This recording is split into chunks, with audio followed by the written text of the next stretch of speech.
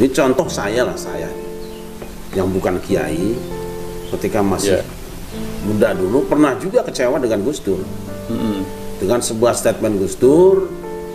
Tapi karena kami ini mahasiswa sadar Gus Dur itu siapa, kami datang, kami sowan, kami menghadap, dan subhanallah mungkin saya sulit mendapatkan seorang ulama besar yang seperti Gus Dur, sulit lah.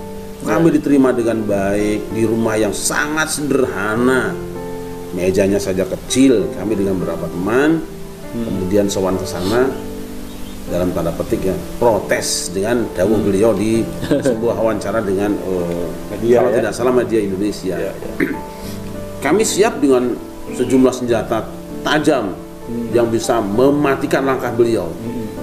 Karena perhitungan kita nanti tanya begini akan begini, tanya begini. Kami sudah siap semua itu jurus, sudah 5 jurus kita sudah siap.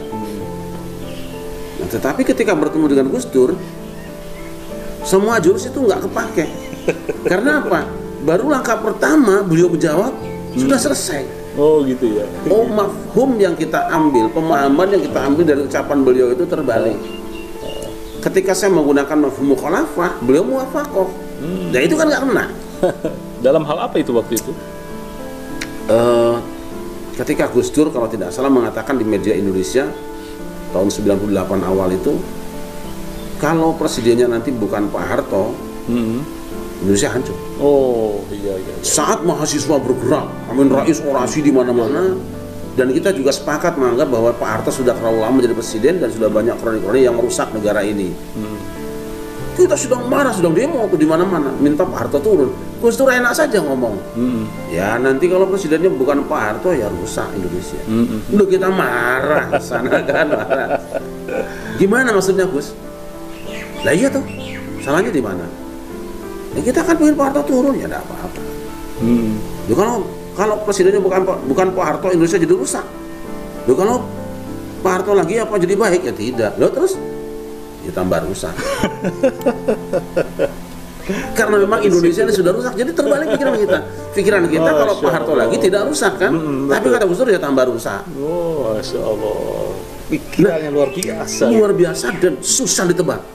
Dan itu dalam banyak hal Gus Dur itu seperti itu. Masya Allah. Jadi jangan pernah kita kemudian menjas Gus Dur sebagai orang apa-apa tanpa kita klarifikasi dengan beliau. Kalau beliau tidak ada, kan masih ada rawi-rawinya, sanadnya yang tahu persis masalahnya apa, motivasinya apa, dan jangan lupa Gus Dur itu siapa.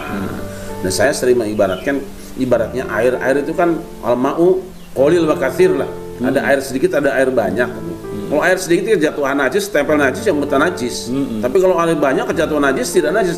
Illa idza taghayyara ahadu asafi, kecuali apabila sudah berubah salah satunya warna, rasa dan aromanya. Nah, Gus Dur di situ ya. Air banyak. Makanya ada sebagian mungkin ulama juga gitu yang mengatakan bahwa biang kerok pluralisme dan Islam adalah Gus Dur, karena sampai 500 kali dia keluar masuk gereja.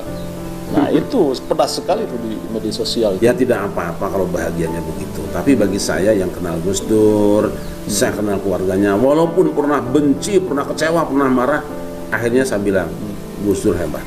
Kita yang bodoh. Saya berharap orang-orang yang selama ini menyalahkan Gus Dur, ayo silaturahim.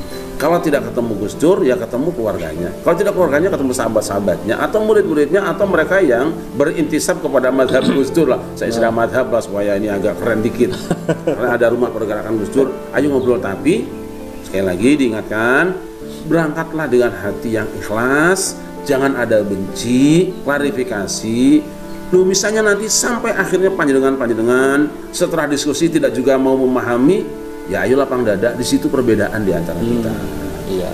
Ada yang lebih penting untuk kita semua. Umat itu butuh menyaksikan para ulama damai. Banyak hal mereka yang harus kita selesaikan bersama. Ayolah para ulama yang berbeda pendapat, beda haluan, kita ngumpul bareng-bareng. Ini ada umat yang sedang butuh kita rawat, yuk kita rawat bareng, kita pikul bareng. Udah stop soal perbedaan, sudah selesai itu.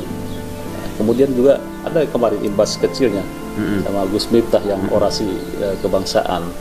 Katanya juga itu salah satu antek-anteknya gitu ya. Bahasa itu kurang baik. Masih ada bahasa yang lain. Kalau antek-antek kan kesannya kan Gus Dur buruk. Iya. Berapa banyak sih orang yang lebih mencintai Gus Dur daripada orang yang menyerangnya? Apa sih fungsi kita selama ini? Apa sih kehebatan kita selama ini? Wong kita cuma bisa marah-marah, bisa menyerang.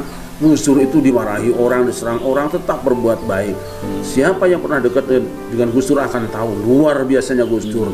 Maka saya tidak keberatan ketika mengatakan bahwa Gus Dur wali. Iya, Gus Dur wali, saya yakin benar.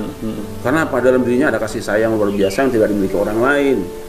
Dan itu bukan cuma saya kira yang kemudian dalam tanda petik ya KO di depannya sebelum dipukul itu banyak saya kira ya. Jadi hukum untuk melakukan orasi di dalam gereja itu seperti apa? Begini dulu. Kebangsaan. Di dalam agama itu ada sesuatu yang lebih sakral daripada orasi. Yaitu sholat. Iya, iya.